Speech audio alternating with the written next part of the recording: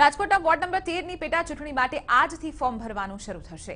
એ પહેલા કોંગ્રેસ તેના ઉમેદવાર જાહેર કરશે। રાજકોટ શહેર કોંગ્રેસે વોર્ડ નંબર 13 માટે પ્રદેશ કોંગ્રેસને 4 નામ મોકલ્યા છે, જેમાં વિજયસિંહ જાડેજા, યોગીન છનિયારા, વિપુલ ચોવટિયા અને નરસિંહ પટોડિયાનું નામ મોકલાયું છે। નરસિંહ પટોડિયાનું નામ જાહેર થાય તેવી શક્યતાઓ છે। મતદારોને ધ્યાનમાં રાખી કોંગ્રેસ પાટીદાર ઉમેદવાર મેદાને ઉતારે તેવી પણ શક્યતાઓ સેવાઈ રહી છે। મહત્વની વાત છે કે નરસિંહ પટોડિયાનું નામ જાહેર થાય તેવી પૂરેપૂરી સંભાવનાઓ વ્યક્ત કરવામાં આવી રહી છે। રાજકોટમાં વોર્ડ નંબર 13 ની પેટા ચૂંટણીનો આ જંગ છે કે જેમાં આજે કોંગ્રેસ ઉમેદવાર જાહેર કરશે। મહત્વની વાત છે કે 4 નામ રેસમાં છે અને આજે આ ઉમેદવાર ફોર્મ ભરશે। આજ મુદ્દે વધુ જાણકારી મેળવીશું TV9ના સંવાદદાતા ગૌરવ દવે પાસેથી।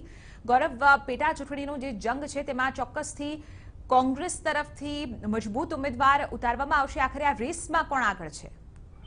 ચિત્રા, રાજકોટ મહાનગરપાલિકાના વોર્ડ નંબર 13 માં જે કોંગ્રેસના કોર્પોરેટર નીતિન રામાણી ચૂંટાઈ આવ્યા હતા અને ત્યારબાદ તેને કોંગ્રેસમાંથી રાજીનામું આપતા ફરી એક વખત પેટા ચૂંટણી આવી છે। ત્યારે આજે ફોર્મ ભરવાનો જે કોંગ્રેસ દ્વારા તેવો દાવો કરવામાં આવ્યો છે કે આજે જે કોંગ્રેસના જે ઉમેદવારો છે તેના નામ જાહેર કરવામાં આવ્યું છે। 4 જેટલા જે નામો જાહેર કરવામાં આવ્યા છે તેમાં સૌથી મહત્વની વાત કહી શકાય કે નરસિંહ પટોડિયાનું નામ સૌથી મોખરે બોલવામાં આવી રહ્યું છે કે કારણ કે 2 દિવસ પહેલા જ જે પ્રદેશ કોંગ્રેસમાં જે નામોની યાદી મોકલવામાં આવી હતી તેમાં કુલ 4 નામ મોકલવામાં આવ્યા હતા। તેમાં જે અલગ અલગ જે કોંગ્રેસના જે કોર્પોરેટરો છે તેમાં જે અલગ અલગ જે વિભાગના જે કહી શકાય તેવા અલગ અલગ સમાજના જે આગેવાનો છે તેમના નામ મોકલવામાં આવ્યા છે, જેમાં નરસિંહ પટોડિયા, વિજયસિંહ જાડેજા, યોગીન છનિયારા અને વિપુલ ચોવટિયાનું નામ મોકલવામાં આવ્યું હતું। હવે કોંગ્રેસ પ્રદેશ દ્વારા